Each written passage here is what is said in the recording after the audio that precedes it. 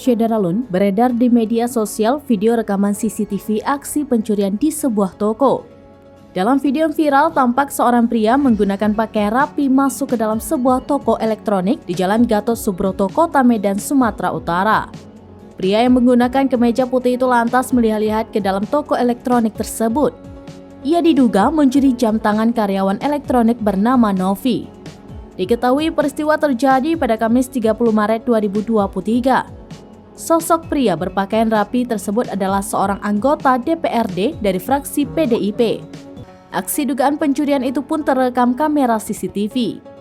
Cuplikan video CCTV itu pun viral di media sosial dan menuai perhatian publik. Dikutip dari Kompas.com, anggota DPRD Sumatera Utara bernama Anwar Sani. Anwar Sani mengaku tidak sengaja membawa jam tangan milik salah satu karyawan toko elektronik tersebut. Anwar beralasan mengambil jam tangan itu karena dia mengira jam itu miliknya. Pasalnya, dia mempunyai jam yang serupa. Adapun merek jam tangan tersebut adalah Galaxy Watch 5 40 mm.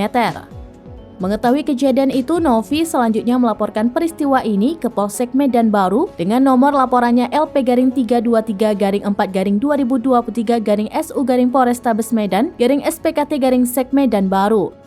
Kasareskrim Polrestabes Medan Kompol Teguh Fatir membenarkan laporan tersebut. Namun kata Fatir, kedua pihak telah bersepakat damai.